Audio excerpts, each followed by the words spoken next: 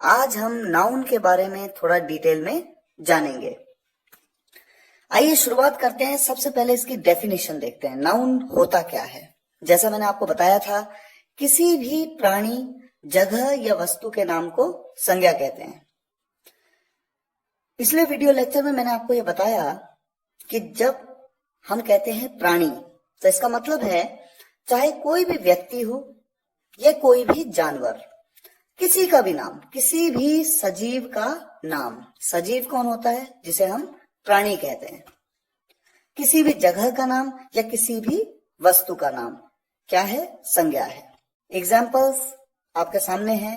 राम, मोहन, आपका नाम हो, मेरा नाम हो या किसी का भी नाम हो, चाहे मेरे कुत्ते का नाम टफी, या एक जगह दिल्ली, देहरादून, कोई भी जगह, या फिर किसी वस्तु का नाम जैसे mobile, pen, pencil, laptop, computer, television, कोई भी नाम, ये सभी एक संज्ञा है। आज हम जानेंगे कि संज्ञा कितने प्रकार की होती है, कौन कौन से प्रकार हैं। तो सबसे पहले शुरुआत करते हैं प्रॉपर नाउन से। प्रॉपर नाउन, जिसे हिंदी में व्यक्तिवाचक संज्ञा कहते हैं।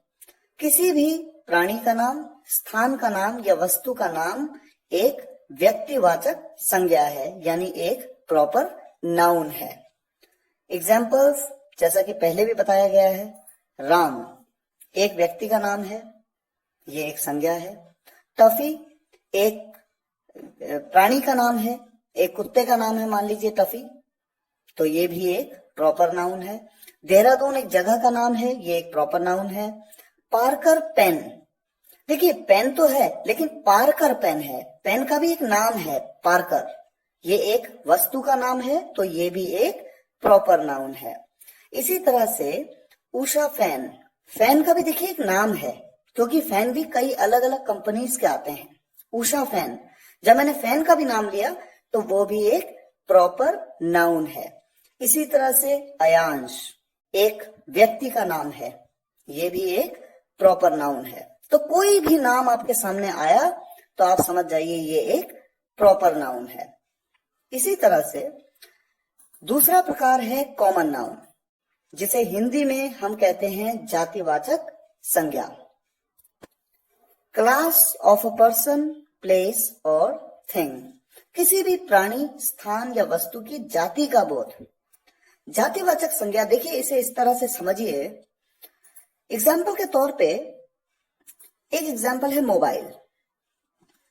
सैमसंग भी एक मोबाइल है, सैमसंग का भी एक मोबाइल है, एप्पल का भी एक मोबाइल है, नोकिया का भी मोबाइल है। मान लीजिए आपके सामने 6-7 अलग अलग मोबाइल रखे हुए हैं, अलग अलग कंपनीज के।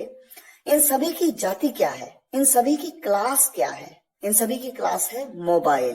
तो ये जो वर्ड है मोबाइल, ये वस्तु का पर्टिकुलर नाम नहीं है, बल्कि उसकी जाति का बोध कराता है। जब मैं कहता हूं मोबाइल, तो मैं मोबाइल के बारे में बात कर रहा हूं। मोबाइल अपने आप में एक जाति है, कई मोबाइल्स आते हैं मार्केट में।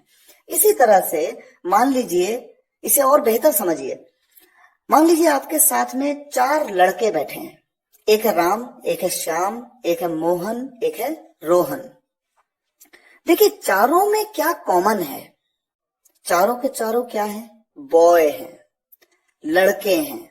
तो ये जो वर्ड है बॉय, ये कॉमन है, तो ये एक कॉमन नाउन है, क्योंकि ये लड़के जाति का बोध करा रहा है। इसी तरह से मान लीजिए 4 लड़कियां बैठी हैं, ऐश्वर्या, कैटरीना, सुष्मिता, रीना।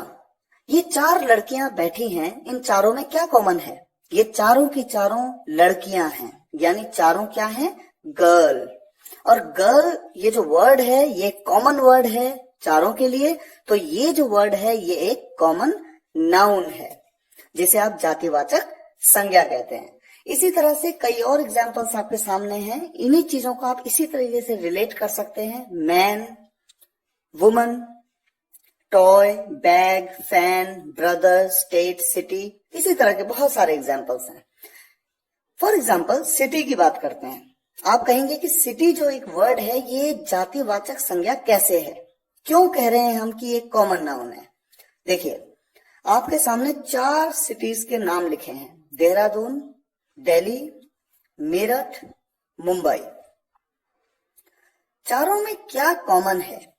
चारों के चारों सिटीज हैं। यानी ये जो वर्ड है सिटी, ये इन चारों के लिए रेफर किया जा सकता है। तो ये इन चारों की एक क्लास है और वो क्लास क्या है? सिटी। चारों में कॉमन क्या है? चारों सिटीज हैं। तो ये जो वर्ड है सिटी, ये एक कॉमन नाउन है। इसी तरह से नेक्स्ट टाइप पे ध्यान देते हैं, ये है कलेक्टिव नाउन। कलेक्टिव नाउन जिसे हिंदी में कहते हैं समूहवाचक संज्ञा। ग्रुप ऑफ क्रीचर्स, प्लेसेस और थिंग्स। प्राणियों, स्थानों या वस्तुओं के समूह का बोध कराता है समूहवाचक संज्ञा। एग्जाम्पल्स आपके सामने हैं। पीपल, कई व्यक्तियों का ग्रुप है। क्राउड, ये वर्ड देखिए, क्राउड। क्राउड का क्या मतलब होता है? भीड़। भीड़ एक आदमी से नहीं होती, भीड़ तो कई व्यक्तियों का एक समूह होता है, एक ग्रुप होता है। तो ये जो वर्ड है क्राउड, ये एक समूहवाचक संज्ञा है, कलेक्टिव नाउन। इसी तरह से वर्ड्स हैं आपके पास बैच, टीम, आर्मी, क्लास। इन सभी वर्ड्स में आप ये नोट करेंगे कि ये एक व्यक्ति से नहीं बल्कि एक से ज्यादा व्यक्तियों के ग्रुप से बना है। हाँ, कुछ अपवाद हैं। For example team.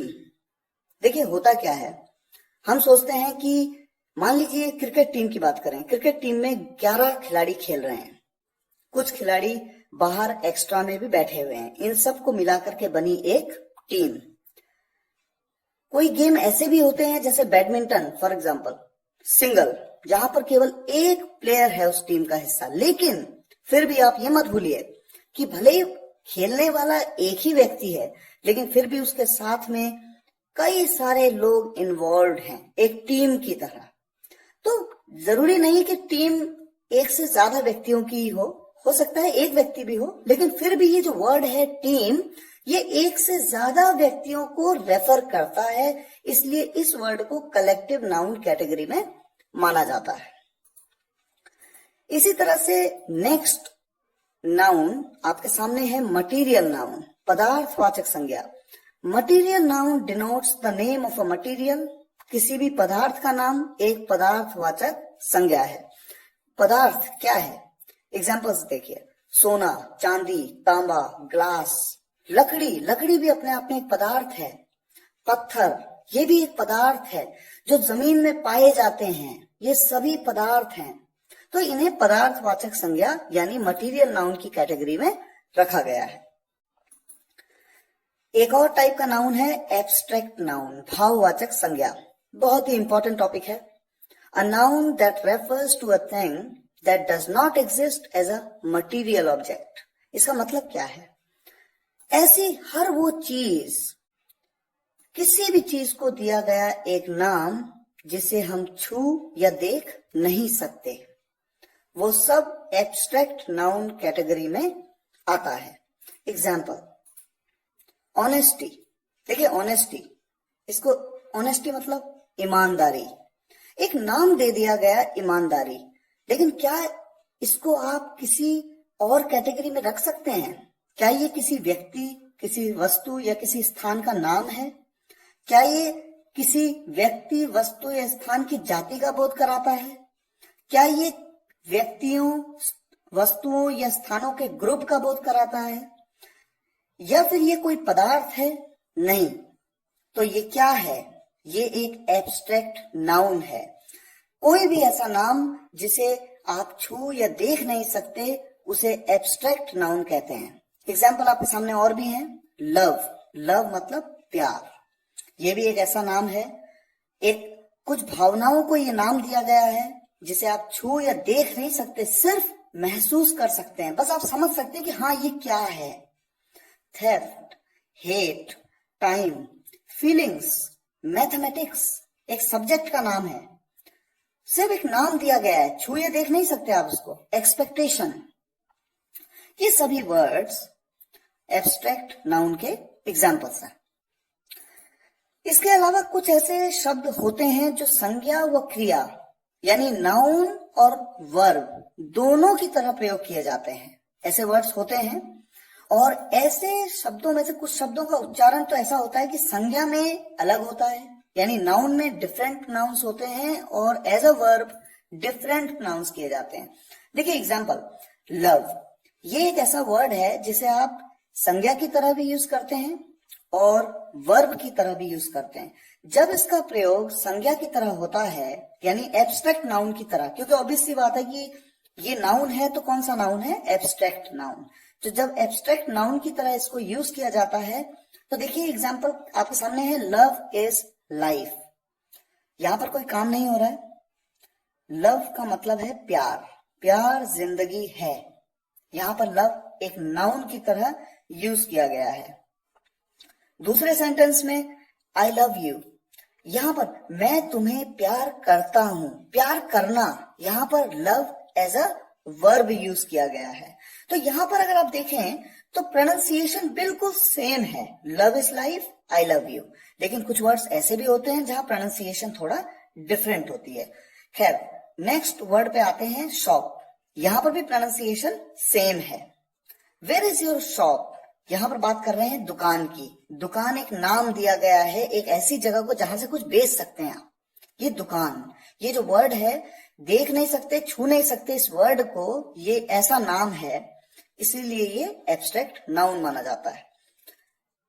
सेंटेंस, दूसरा सेंटेंस देखिए, I will shop on Sunday, मैं संडे को शॉपिंग करूंगा या करूंगी। यहां पर शॉप का मतलब है खरीदारी करना, क्योंकि यहां पर शॉप को एज अ वर्ब यूज किया गया है।